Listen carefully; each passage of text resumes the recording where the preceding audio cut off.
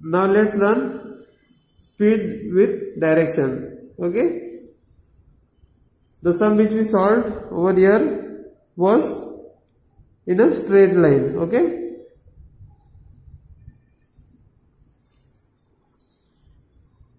The rate of motion of an object can be more comprehensive if we specify its direction of motion along with speed. Okay.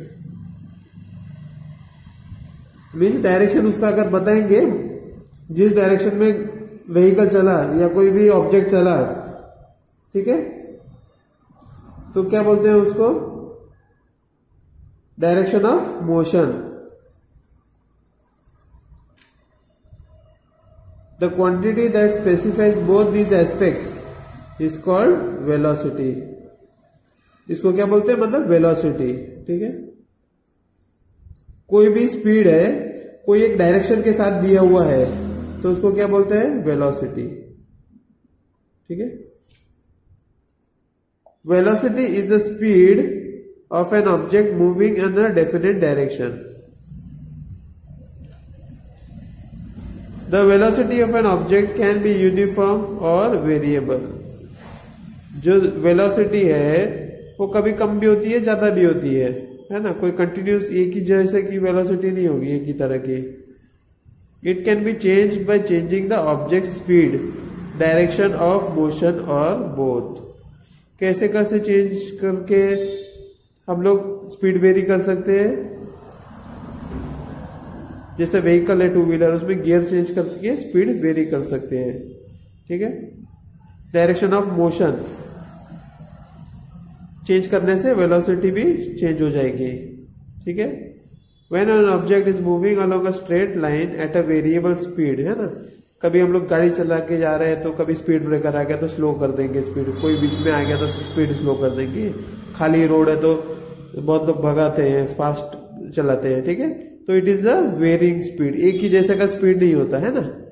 We can express the magnitude of its rate of motion in terms of average velocity. ठीक है. Average निकालेंगे तब अपने को उसका velocity पता चलेगा. कभी वेलोसिटी ज्यादा है, कभी कम है, तो एवरेज निकालेंगे. It is calculated in the same way as we calculate average speed. हम लोग जैसे एवरेज स्पीड कैलकुलेट किया ये वाला सम में, वैसे ही एवरेज वेलोसिटी भी कैलकुलेट कर सकते हैं. ठीक है.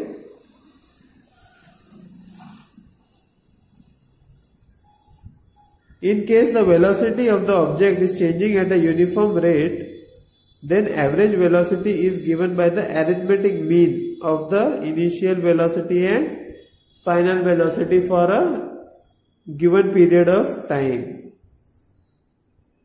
ठीक है. That is, मतलब उसका फॉर्मूला कैसा है?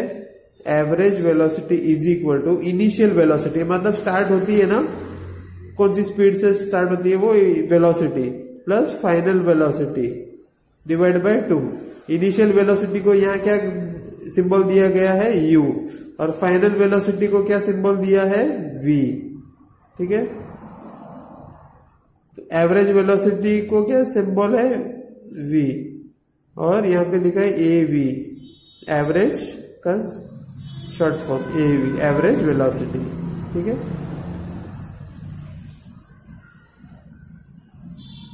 Speed and velocity have the same units. Speed और velocity को दोनों को सेम यूनिट है, मीटर पर second.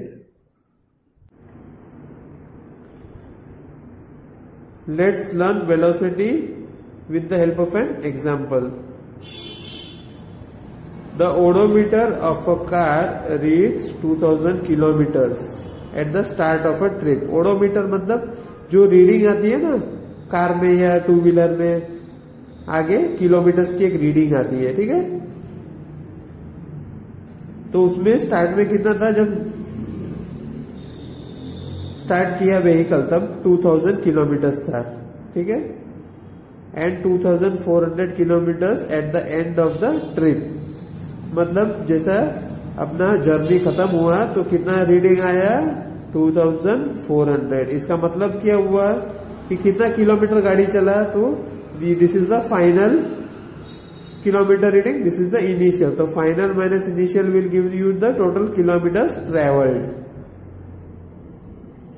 If the trip took 8 hours, मतलब वो जर्नी को कितना घंटा लगा, 400 किलोमीटर का जर्नी ट्रेवल करने को 8 घंटा लगा. Calculate the average speed of the car in kilometres per hour and metres per second.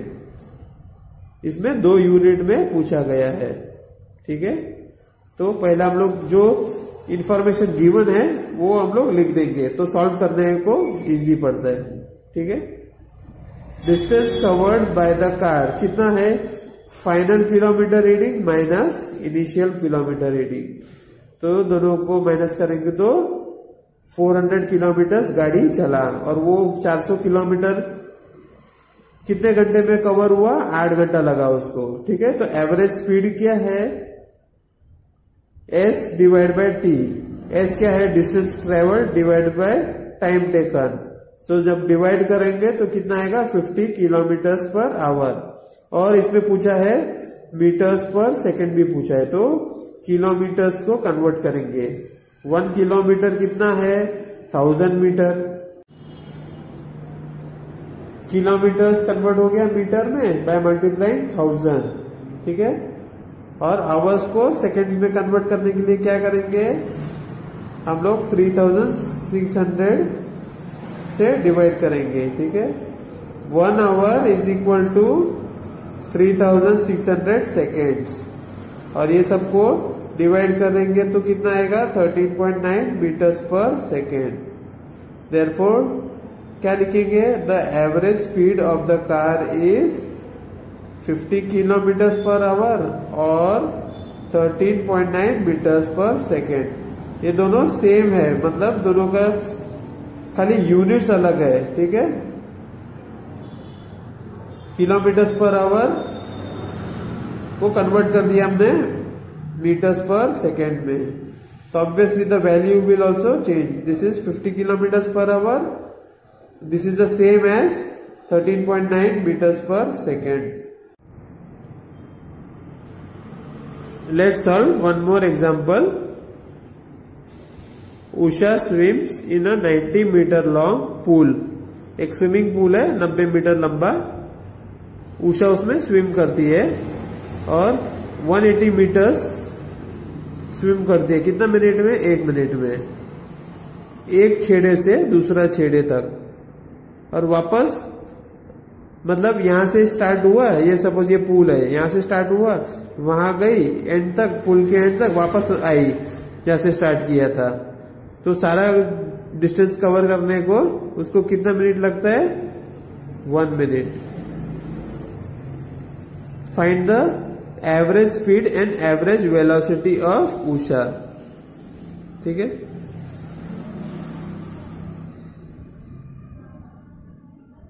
मतलब पूल कितना लंबा हो गया, 90 मीटर.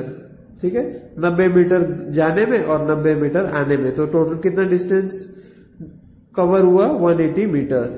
ठीक है,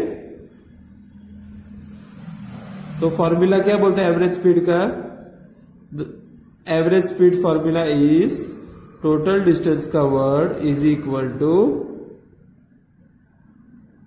total distance covered divide by total time taken. मतलब ये 180 मीटर कवर करने में कितना टाइम लग गया उसको, 1 minute. So 180 metres divide by 1 minute, और उसको कन्वर्ट करेंगे मीटर्स दिया है. ठीक है, और यहाँ मिनट्स दिया है, तो अपने को आंसर किसमें चाहिए, मीटर्स पर सेकेंड या तो किलोमीटर्स पर आवर. तो ये केस में हम लोग क्या करेंगे, उसको जो मिनट्स है 1 मिनट, उसको सेकेंड्स में कन्वर्ट करने के लिए क्या करेंगे, मल्टीप्लाई बाय 60. ओके, तो अगर ये कट करेंगे तो कितना होगा, 3 मीटर्स पर सेकेंड. तो इसका एवरेज स्पीड कितना था उषा का, 3 मीटर्स पर. एवरेज वेलोसिटी कैसे निकालेंगे, displacement divide by total time taken. What is the displacement here, she started with the start of the pool. Okay, she went up to the end of the pool and again she came back to the start of the pool.